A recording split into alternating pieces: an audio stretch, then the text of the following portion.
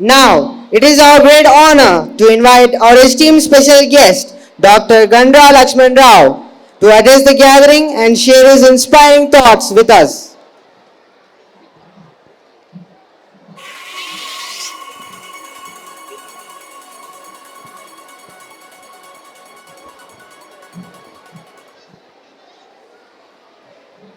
అందరికీ శుభ సాయంత్రం.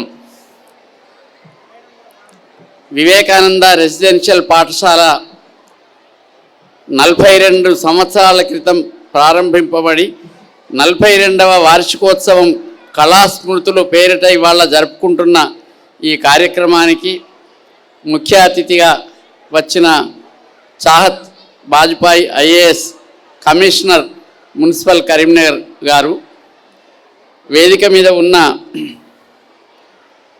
పెద్దలు, పూజ్యులు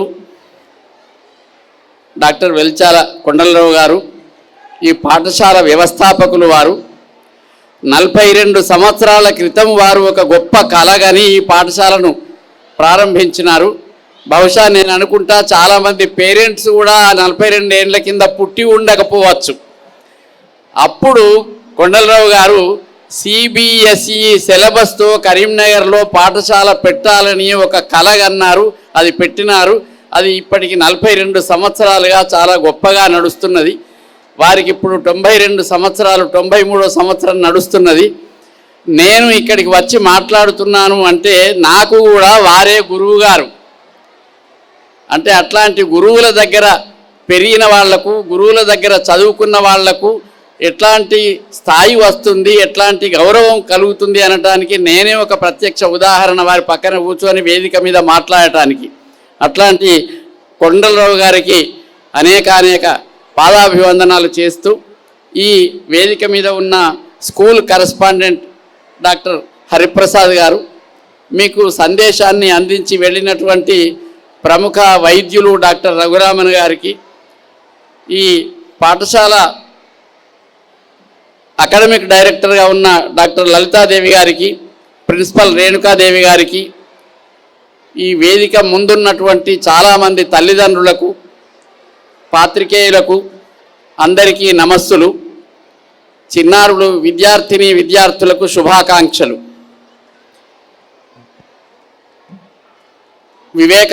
స్వామి వివేకానందుడు, అబ్దుల్ కలాం వీరంతా ఒక మాట చెప్పినారు. ఎవరైనా సరే ఒక కలగనాలి అన్నారు. అంటే ఒక ఉన్నతమైనటువంటి ఒక గొప్ప కలగనాలి.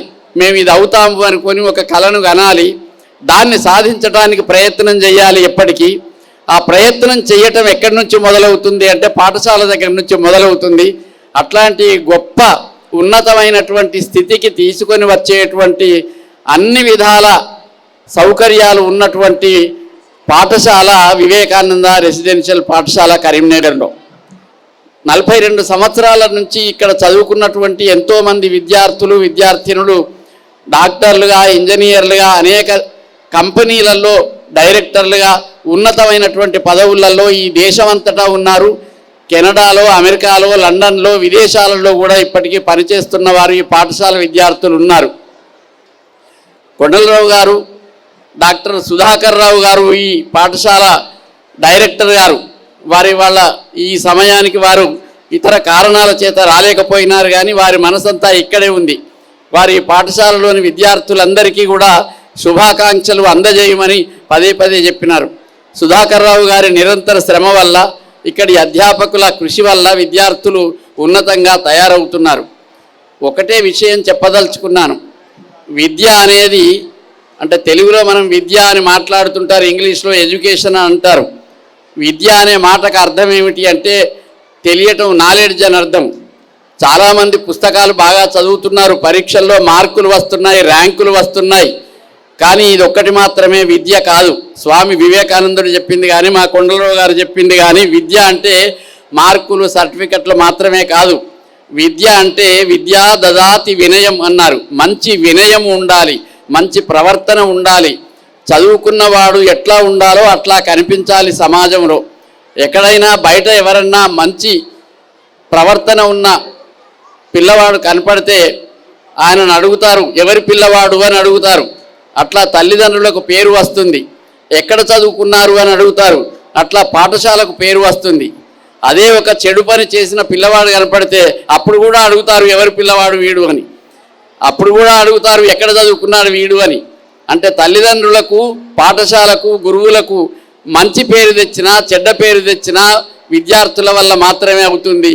ఆ విద్యార్థులు కేవలం చదువుకొని మార్కులు సంపాదించుకున్నామని కాదు, నలుగురిలో మంచి వాడు, మంచి మనిషి, మంచి ప్రవర్తన గలవాడు అనేది నేర్చుకున్నప్పుడు మాత్రమే మంచి విద్యావంతుడు అని అనిపించుకుంటాడు. అట్లాంటి విద్యావంతులను తీర్చిదిద్దాలనేటువంటి ఆశయమే కొండలరావు గారికి ఉంది, సుధాకర్ రావు గారికి ఉంది, పాఠశాల అధ్యాపకులకు కూడా ఉంది. అట్లా విద్యార్థులు, ఇక్కడ చదువుతున్నటువంటి విద్యార్థులు ఇప్పుడు కూడా రేపు 10th క్లాసు 12th క్లాసు అయిపోతున్నటువంటి విద్యార్థులందరికీ కూడా మంచి ఉన్నతమైనటువంటి, ఉత్తమమైనటువంటి భవిష్యత్తు కలగాలని నేను ఈ సందర్భంగా ఆశిస్తున్నా. అట్లే విద్య నుంచి మనకు వినయం వస్తుంది, వినయం నుంచి గౌరవం వస్తుంది. వినయంతో ప్రవర్తించటం వలన, మంచి ప్రవర్తన వలన అందరూ గౌరవిస్తారు. గౌరవించటం వల్లనే మంచి పదవి కూడా దొరుకుతుంది. మంచి పదవి దొరకటం వల్ల మంచి సంపద వస్తుంది. మంచి సంపద రావడం వల్ల మనిషి సుఖంగా జీవిస్తాడు. అంటే సుఖంగా జీవించడానికి డబ్బు కావాలి, డబ్బు కావటానికి గౌరవం ఉండాలి, గౌరవం కావటానికి వినయం ఉండాలి, వినయం రావటానికి విద్య రావాలి. అట్లాంటి విద్యను మనం నేర్చుకోవాలి, ఒట్టి మార్కులు మాత్రమే కాకుండా. ఈ పాఠశాలలో చాలామంది అనేక రంగాలలో చాలా గొప్ప గొప్ప నిష్ణాతులైనటువంటి వారు, నైపుణ్యం కలిగినటువంటి వారు ఉన్నారు. అతిథులు వస్తూ ఉంటే సైనికుల్లాగా ఎన్సిసి దుస్తుల్లో ఉన్నటువంటి విద్యార్థులు ఎంతో క్రమశిక్షణతో స్వాగతం పలికినారు. అట్లే ఇప్పుడు తర్వాత మీకు అనేక నాట్య ప్రదర్శనలు, నాటకాలు ఇవన్నీ ప్రదర్శిస్తారు. ఇవన్నీ ఒక సాంస్కృతిక రంగం.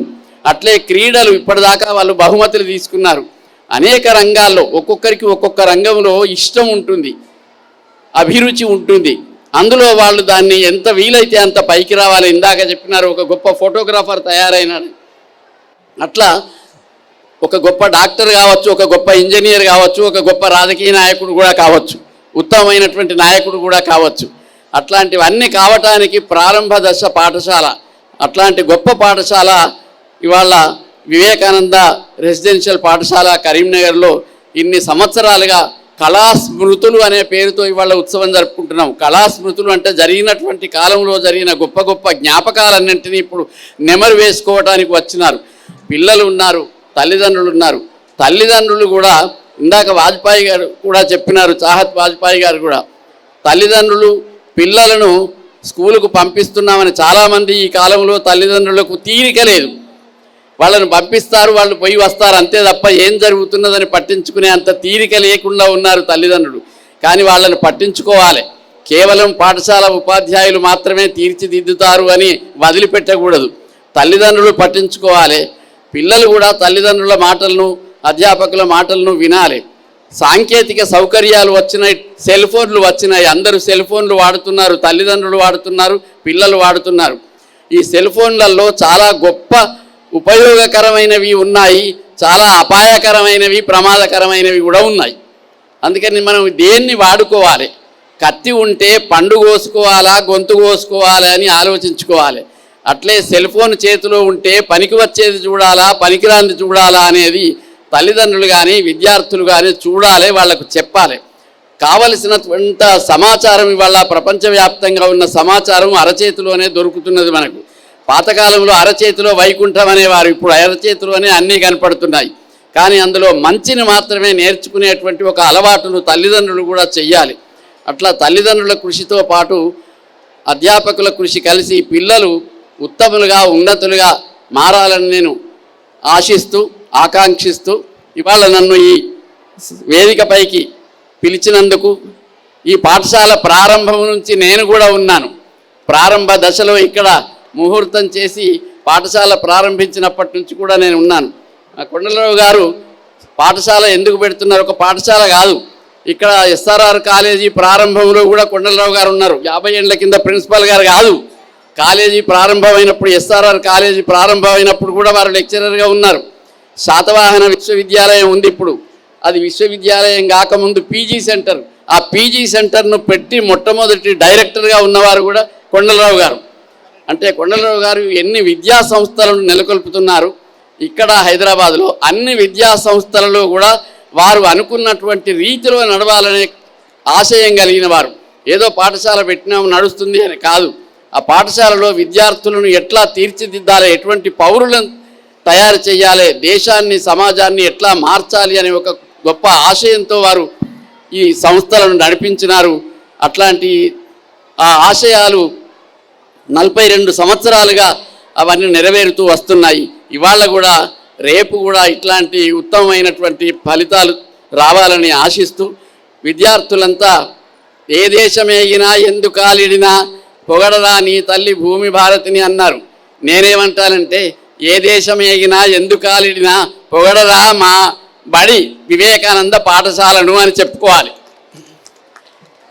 అట్లా విద్యార్థులు అయినప్పుడు ఆ పాఠశాల పెట్టినటువంటి వారు నడిపినటువంటి వారు అందరికీ కూడా గొప్ప తృప్తి సంతోషం ఉంటుంది.